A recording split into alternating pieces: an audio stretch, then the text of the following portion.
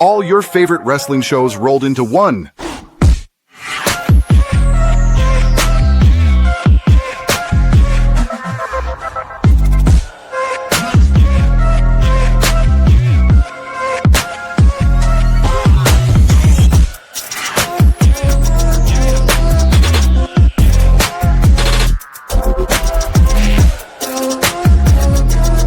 Welcome to the WeBook It Podcast. Let's start the show. Hello, everybody, and welcome to another edition of Monday Night Raw Dog on this glorious Monday evening. I am your host, Coach, and your current booking world champion, and I am joined by a one-time booking champion himself, and a good friend, and a good producer, and holds his stuff down at his job even when he gets dealt with shit. Literally. But I digress. His name is Sir Claudius. Give it up for Sir Claudius, everybody. Yeah, what's going on, Coach? What's going on, WeBook It fam? Yeah, a very horrifying start to my day at work. So I recently started a job cleaning. Basically, the title is building service worker, but it's essentially a fancy title for custodian. And so at my alma mater, University of Illinois Springfield. And so, yeah, this is my fourth week working now. And today was very horrifying because they got me stationed. I'm stationed at one of the dorm halls a dorm hall I used to stay at when I was living on campus. And so I was cleaning the restrooms there this morning. And the women's restroom was very, it wasn't bad, but it was just one stall was real bad. And I was horrified. Let's just say that. But I pushed through. I didn't touch anything in the toilet, but I just kept flushing until it was gone, and I went on about my day. So could have been worse, but it wasn't. So yeah, man, that was right. But outside of that, everything else is good today. So great Monday Night Raw episode, so. And it's a pleasure to be joined here by our CEO, Virgil. I come in and do a little quality control, make sure everything's going all good on the episode, and I come in to shit stories. Really, come on, guys, what are we doing here? What are we doing? Hey man, Coach brought it up. Coach brought it up, man. Coach brought it up. This man has been through the ringer today. Look, man, I already accidentally rubbed my little finger on the picture and actually had to see the shit. No pun intended on that. And then, like I said, now I come on to the pod and I'm having to hear about it too, brother. What is happening with us, man? What is going on with the WeBook It family, y'all? What's happening? Coach brought it up. I wasn't gonna say nothing, but that was. I was about ready to call Men in Black, man, because that's how bad it was. Yeah, that's pretty bad. That's pretty I was about to hit up Will Smith and what's his name? James.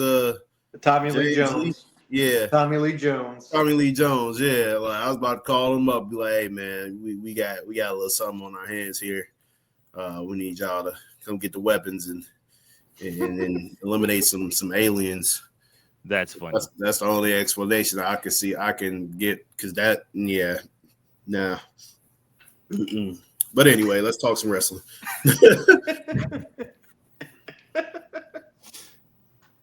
I just wanted to stop by. I just finished doing Cub Central. I just wanted to stop by real quick and just say have a good show, fellas, and hi everybody. Thanks for tuning in. Appreciate it. Hey, what are your thoughts on what's gonna happen with the World Series? Mm-hmm. Oh, I'm team Blue Jays all the way. Are you going with the Blue Jays? Please beat so okay, all right. Is there this much of a collective hate for both the Dodgers and the Yankees? Is that what it is? Yeah, it's more Dodgers than anything. More Dodgers than the Yankees? Oh yeah. All right, because so of the all the high profile talent they got on the team. Well, they're getting ready to collect more. They're getting ready to collect Kyle Tucker this offseason. They're rumored to be offering him $350 million for 10 years. How much more do they need?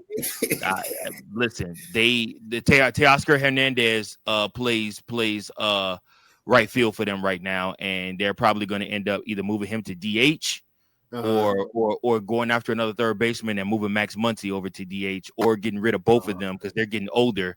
And they're basically what the Dodgers keep doing. They keep funneling they retooling. Yeah, they're retooling. Yeah, they just keep funneling and retooling due talent. Now, once Shohei's run is over, the Dodgers probably won't go broke for a while, and they'll probably be bad for a long time. But they'll have 5-6 World Series out of it before it's all set, before his run is over with. I mean, like I said, you got to think they're headed to another one.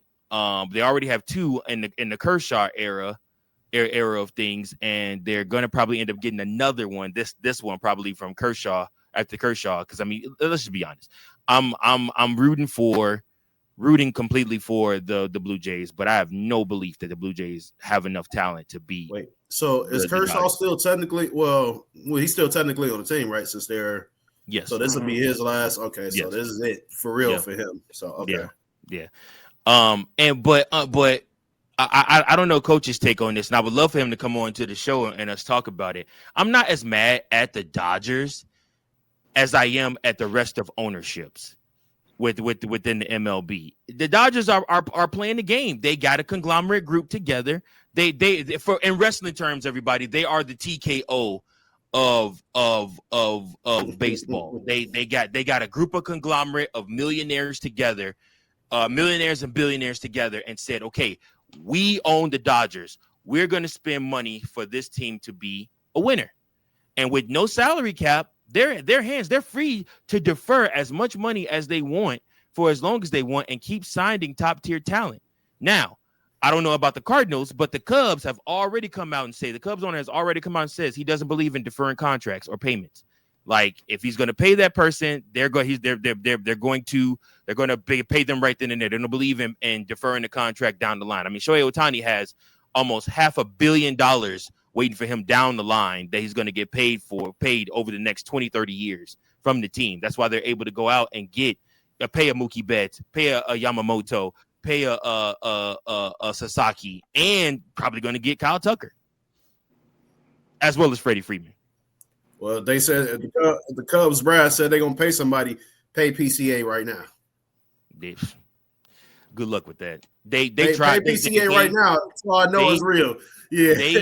They tried paying PCA this past off season. They and they're going to try to talk contract extension with him again this season and try to lock him down this off season. But PCA, I think, is playing it smart, and he's going to wait until he hits his apex, and then we'll talk contract extension, because he's going to command somewhere around, easily probably around $300 million, and it'll be the largest contract in Cubs history. I mean, that just is what it is. But yeah, I'm not as much mad at the Dodgers ownership or the Dodgers brass. I'm upset with the other owners, like the Pirates owners, like the Cardinals owners, like not really the Reds, well, kind of the Reds too. Like I said, the Colorado Rockies, all these other organizations that are, claiming and crying broke, even though majority of them are all billionaires, including the Chicago Cubs ownership. They're all billionaires. Only three ownership teams in the MLB are millionaires, but and all the rest are billionaires and up.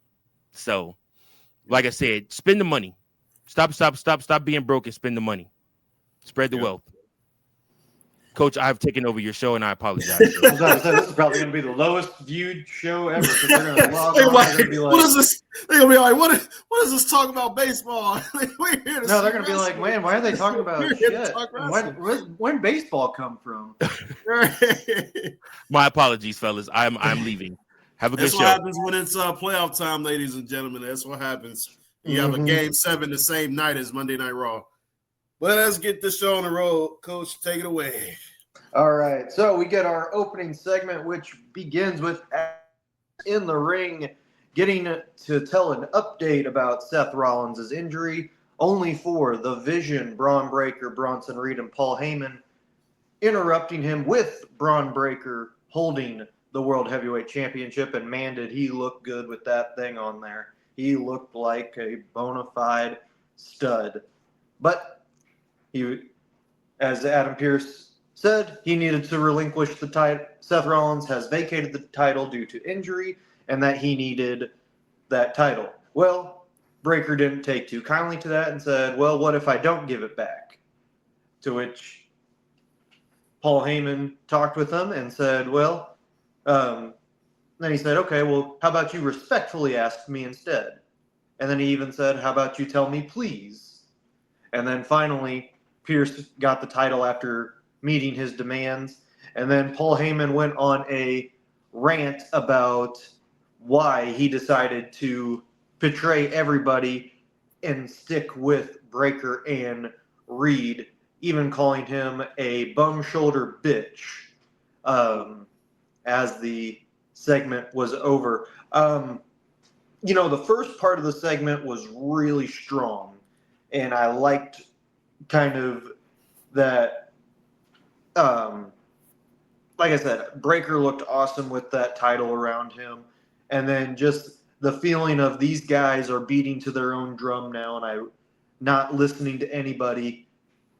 And then Heyman's promo started out strong when he asked people, why are you booing us? Which I thought was good because everybody was cheering for them last week, and now all of a sudden they're booing them, which it's kind of ironic that happened.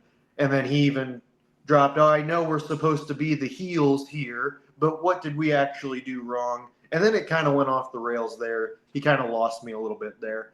But either way, solid opening segment. See, what'd you think of this one? Well, I'll say this. The reason why they got cheered last week, where were they, Coach? Perth, Australia. We know what it is with overseas crowds. We know what it is. So there anything crazy that happens, considering the time frame, the time of the day it was, at least for us or them, like it was a shocker. And shockers that happen overseas they're bound to get their reaction. And so, but now that we're back in the States, it's like, all right, now we're back to normal crowd that really don't really mess with the vision like that to begin with. And now Seth Rollins is no longer a heel anymore, allegedly. So, you gotta have some top heels to boo, So, I guess it's back to regularly scheduled programming, and you got the faces, that are trying to get at the world championship. And now CM Punk is, the top face on the brand between, him, Jay, and LA Knight. So, I thought the segment was pretty solid. It was fairly typical, everything that Paul said, I expected him to say. And obviously the title being vacated, that was a given. And then Battle Royal. Well, yeah, did he announce? Yeah, he announced. Yes, they did announce that Battle Royal for the winner to face CM Punk at Saturday night's main event would happen later on. Which I kind of figured that was the route they were going to take. Because that's usually what happens. Anytime there's a title being vacated, they go to Battle Royal route or they'll do a tournament. But the quickest way to do anything, especially when you got a event coming up, you got to get a Battle Royal out the way. And so because they weren't going to just have Punk, just forget about Punk that he won the right to face Seth for the championship, so it's almost like literally what happened with Stephanie Vaquera. She was supposed to face Naomi, and then Naomi gets hurt after cashing in, and right on cue on the men's side, Seth cashed in. Now he's hurt, and he had to vacate the championship, and so now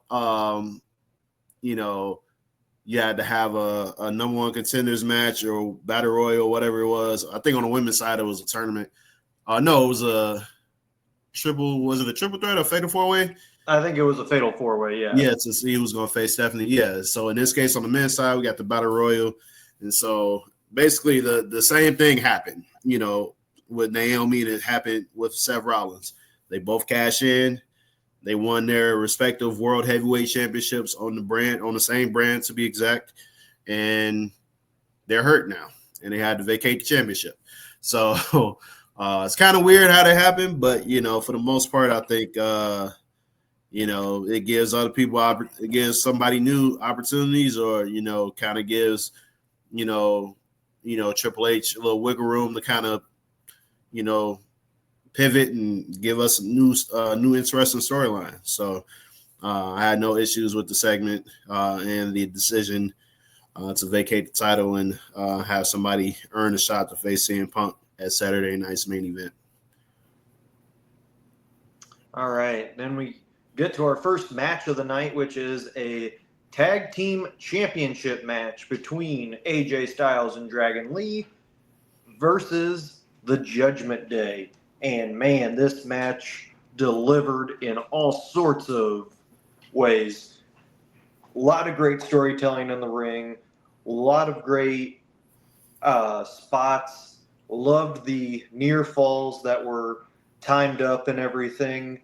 My favorite one was the near fall with Styles hitting the phenomenal forearm on Bálor, and literally right before the referee's about to hit the bottom for a 3 count, JD McDonagh comes in and saves the match, and that was just beautifully timed. The crowd was chanting that the ref missed the count, but no, he didn't. That was just beautifully timed. And then they had another one as well, but it was near the end. Styles nearly won, and Bálor almost won, and then Dragon Lee wiped out McDonagh at ringside. That left Bálor alone in the ring. AJ, Styles clash to his fellow Bullet Club alum for the win and the gold. And we have new tag team champions, the unlikely duo of AJ Lee. Well, that is their name, AJ Lee. But AJ Styles and Dragon Lee. What a match. It was, I loved every second of it. And I even said it in our group chat. I loved this match. What a great way to kick off the action for the night. See, what'd you think of the match? Oh, yeah. Match was awesome. Match of the night by far. We saw the chemistry between AJ and Dragon Lee weeks ago. And so I wasn't sure if they were going to pull the trigger and actually put the titles on them, but we see that they did. And hopefully this spells the beginning of the end of the Judgment Day. I know we've been saying that for God knows how long over the last 2 or 3 years. But hopefully this time we can actually have it happen. But yeah, congrats to AJ. He's a champion yet again. After about a good year or two of not having a championship. I think the tag team championships was his last one. So with him and Omos. So yep. But yeah, I think it's good that he's a champion again, and hopefully they can get a nice little run through the rest of the year. Maybe probably I'll say they probably drop it. Maybe around Rumble time, or maybe I'll say probably around Royal Rumble. I think they can have a nice little run up until then, until that'll give WWE like a chance to call some of the NXT guys up and really, give somebody else a shot. Somebody new a shot at those tag team championships instead of the main tag teams we're used to, And so, or if you want to transfer Fraxium over to Raw, you get Fraxium versus AJ and Dragon Lee. That'd be a fire ass match too. I would not be opposed. Or if you want, to pull the trigger and actually reunite, some guys together and really set the show on fire, or the tag team division on fire, and get Penta and Rey Fenix back together. Mm-hmm. That would be amazing as well. So I think the tag team division needs to be improved on Monday Night Raw. So if that means some guys got to get transferred over, cool, or traded, whatever you want to call it. I think that would be key. Or if you want to call us NXT guys, I wouldn't be opposed to that either.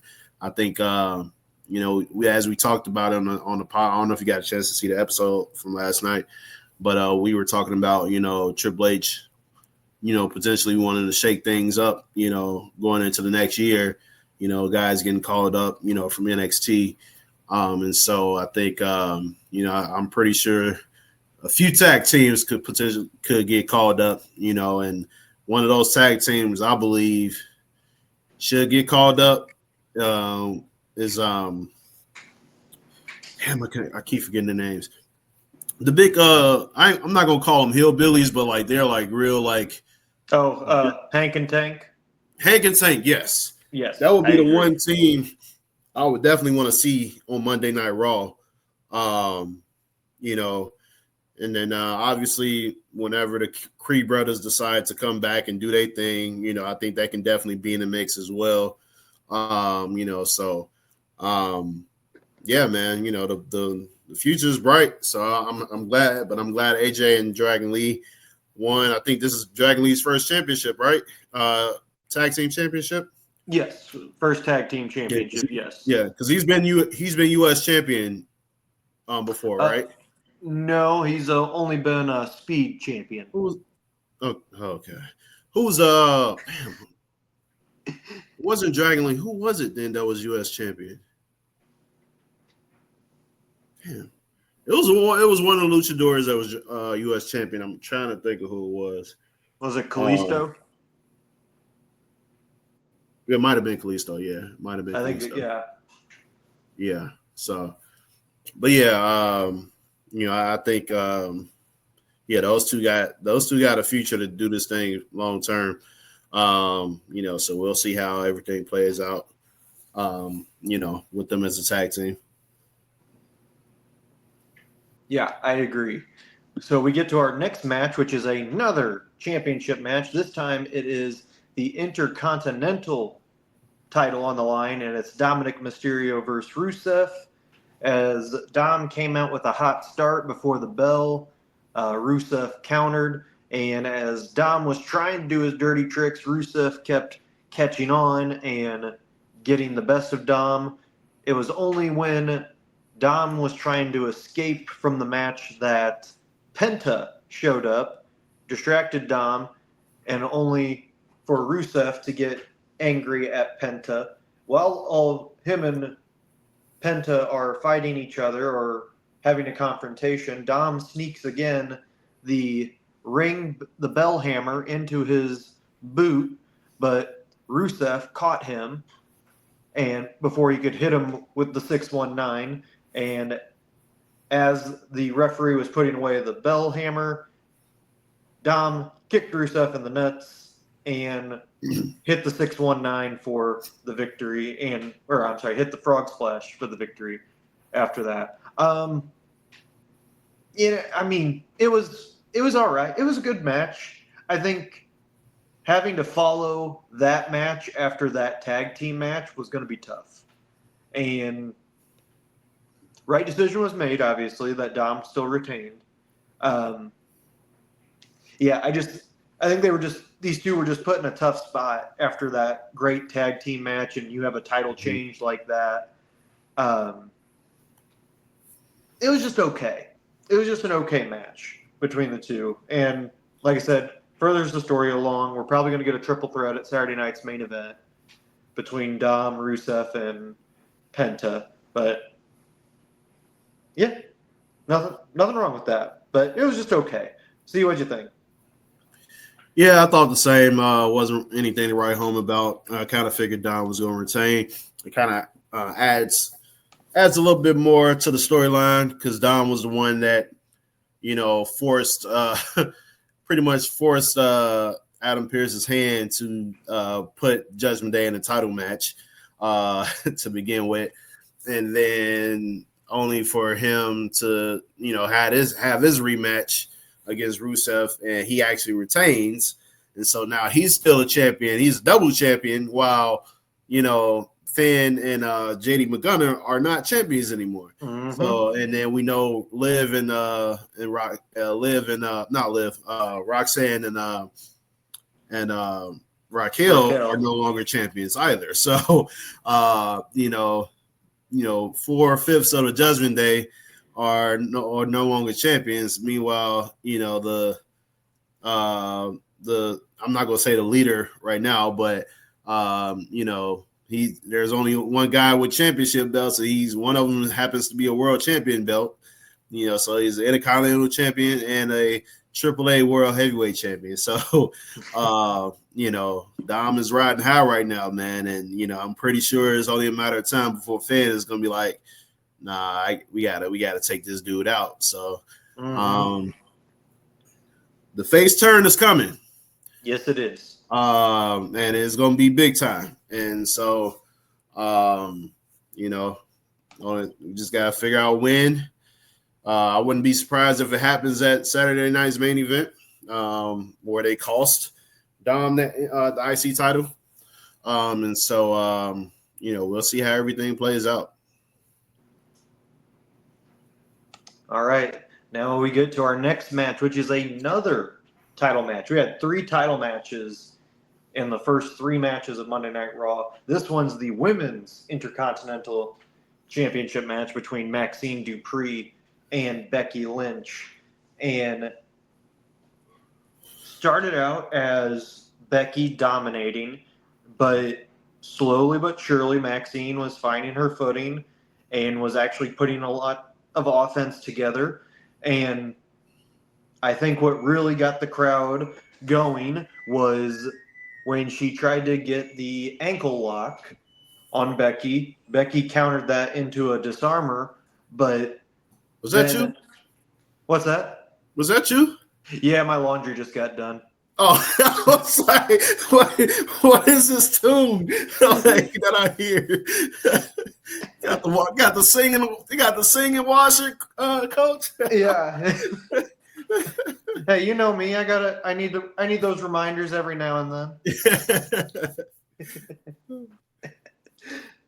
But anyways, Maxxine pretty much did a handstand out of the disarmer and reapplied the ankle lock. That got the crowd going, and she had a couple of near falls, and then finally Becky had enough and grabbed her title and hit Maxxine with it, causing a DQ, and then beat down Maxxine, to which the crowd booed the heck out of her the rest of the way.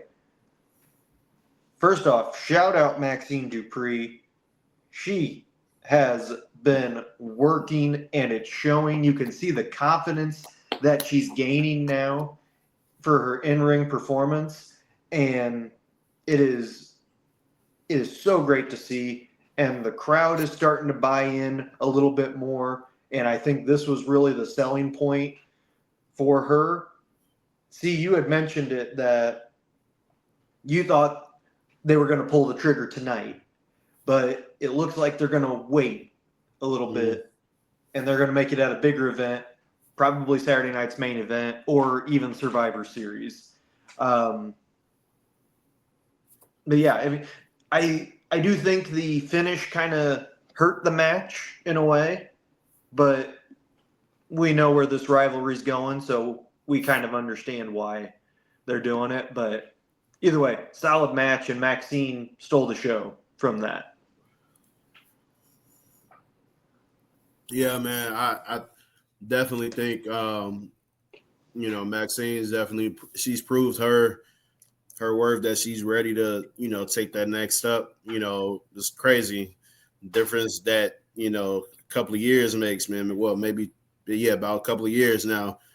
Like, we're talking about her as being one of the worst wrestlers on the main roster. But she's definitely, you can tell she's definitely worked hard, working with some of the best. As much shit as I give Natalya, what better person to work with and train with and learn a lot of move sets and all this stuff than her, So somebody from the Hart family, went to the Hart dungeon, So, she definitely proved that, she's learned a lot, and so it's almost like she's taking that same step that Chelsea Green took, man. Took a while for her to, we watched Unreal, the climb to to the success that Chelsea Green ended up getting, becoming the first women's United States champion. She had to fight her way and earn her keep. And so I feel like, that's what Maxxine is going through right now. And for her to really get these opportunities shows that Triple H thinks highly of her. And same thing with, Becky. I think Becky is looking at her like, hey, like she's definitely, I've seen the growth. I'm pretty sure like she wants to, if there's anybody to drop the title to, Maxxine will be that person, and it'll be a big win for her when that time comes. And so you never know how much this might propel her career, So sometimes even when you win a championship, they can still pull the trigger on a gimmick change. And so I wouldn't be surprised if she does get a gimmick change. She does win a championship, So great match. Great match. I hated that it had the end in disqualification. I like before I'll text the group chat. I was like, yeah, Becky's definitely losing based on how the energy was tonight. I was like, Becky's definitely losing. I'm pretty sure she's heated about what happened to Seth, and her mind is clouded and everything. So I just kind of figured this would be a way for them to, have her lose the championship. But, she lost the match, but she did not lose the championship. So, we'll see what happens the next time around when they face off. Yeah, yes, we will. It'll be very interesting to see what happens and what they do with the momentum that Maxxine is getting. We get to our next match, which is Stephanie Vaquer versus Roxanne Perez. And, this match was, given the time limit that they had, they did what they could. But this definitely wasn't their best match that they have had together. Obviously, they have in-ring chemistry, but the flow of the match just wasn't there. Either way, Vaquer gets the finisher for the win. Afterwards, Raquel comes in to beat down Stephanie. Roxanne joins in, only for Nikki Bella to come out and try and help Stephanie. And at the end of the day, they do stand tall, Nikki and Stephanie, and they hug it out. Interesting that they threw Nikki back in there, but I mean, other than that, this match just was It's a shame, though. I think it was more the time that these women had just to put on the match. I think they were probably shortened, but either way, just an from me on that one. Yeah, it's always great to see Stephanie Vaquer in the ring. Same thing with Roxanne Perez. Two of my favorites going right now, especially during the NXT days. I believe she beat Roxanne for that NXT championship. I believe. Yep. Yeah, she beat Roxanne to start her reign as NXT champion before she ended up losing to JC Jane. But no, the match was, it wasn't anything to write home about. My only issue was with the crowd. They were counting during the Devil's Kiss, right? Devil's Kiss, yes. You're not supposed to count. You're supposed to be like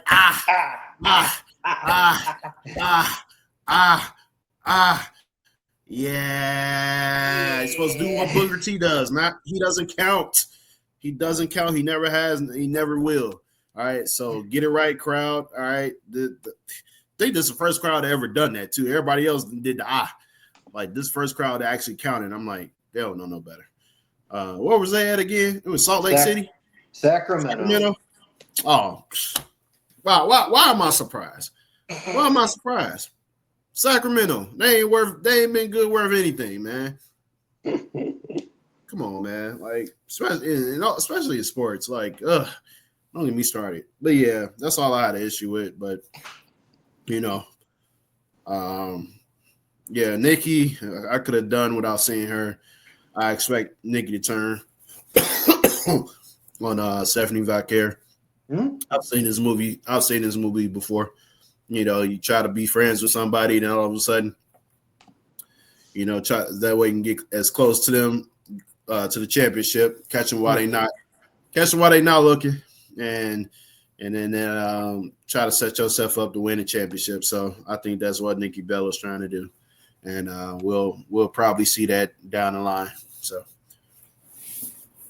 yeah, I mean, I wouldn't be opposed to that. I think that's a good idea. Yeah. Maybe that's telegraphing it too much, but yeah, we will see. So now we get to our main event, which is the Battle Royal to determine CM Punk's opponent at Saturday night's main event for the World Heavyweight Championship. All of the men's roster for Raw was out there. I'm just going to go ahead and cut to the towards the end of the match, where you had LA Knight, Jimmy, Dom, and Jay all fighting it out. Jimmy comes over and saves Jay from elimination from LA Knight. Then, as LA Knight and Jimmy are fighting over the ropes, instead of coming to save Jimmy, Jay throws Jimmy and LA Knight over the top rope, to which Jimmy is upset.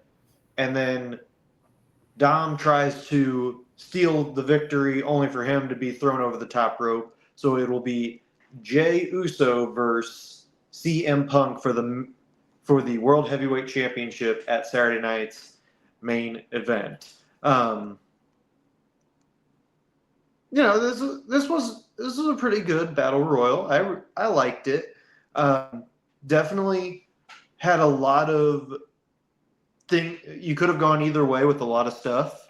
Like, obviously, you could have gone with LA Knight. Maybe they threw a curveball and throw in a Dom winning, or even Jimmy winning the battle royal. But Jay was the safe call, and I think that's what they went with.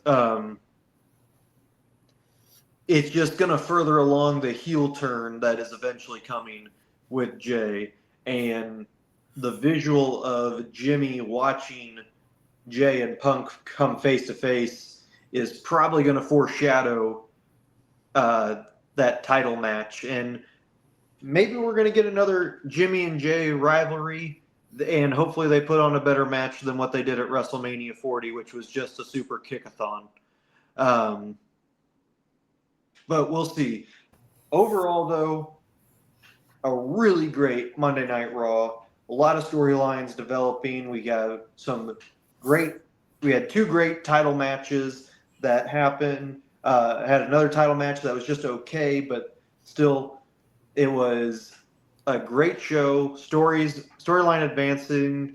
And see, I don't know about you, but it looked like those creative changes took over tonight for Monday Night Raw and kind of settled themselves in. What did you think of the show?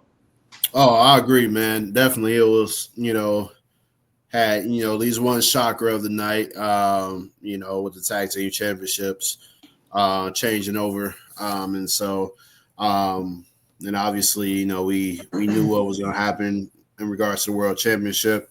They did almost get me. I thought Braun was going to go rogue and attack Adam Pearce, but but Paul Heyman kind of talked him down off that ledge. So, but But yeah, just like you said, the whole storyline with Jey and Jimmy, the whole Roman shit, that's definitely starting to get further along. And I think this will culminate in Jey going against Roman. Because it all started with those two. When Roman started the tribal chief thing, Jey was the first person, to go against him, so what better way to kind of run it back, kind of do a full circle moment than to have them two go against each other yet again. But this time for Jey to prove himself, and he's now the heel on this time around. So, but overall, I think it was a great show. Him and CM Punk, they're gonna tear the house down, and so we'll see how everything plays out at Saturday night's main event. But great show overall. I give it a solid A-. Well, not a solid A-, but I give it an A-. only because of the whole Stephanie Vicaire match thing and Nikki Bella showing up again. So yeah. Hey, that's fair. That's fair, man. I get it. I don't blame you. Yeah, I agree. I give it an A. For the night. I think they did a really good job. Like I said, advancing storylines and in-ring action was really solid. And it's okay to throw in a little curveball like that once in a show, like with a new title change. Don't be afraid to do that more, WWE. Please. It keeps us on our toes. Well, that is going to wrap it up for another edition of Monday Night Raw Dog. If you have been with us through this whole show, thank you for putting up with the first 10 minutes of nonsense that we did. But we did finally get to some wrestling content for you. Thank you once again to all of our listeners that if this is your first time, remember to like, share, and subscribe to all of our content on all of our social media pages. And please give a nice listen to all of our other shows. We have Who's Up in NXT going on tomorrow night. We got C with the AEW recap. We got Fritos with the SmackDown recap. And then, of course, we also have our Sunday variety show that is basically just reviewing the week of wrestling. For Sir Claudius, I am Coach. We will see you next week on another edition of Monday Night Raw Dog. Peace out, y'all.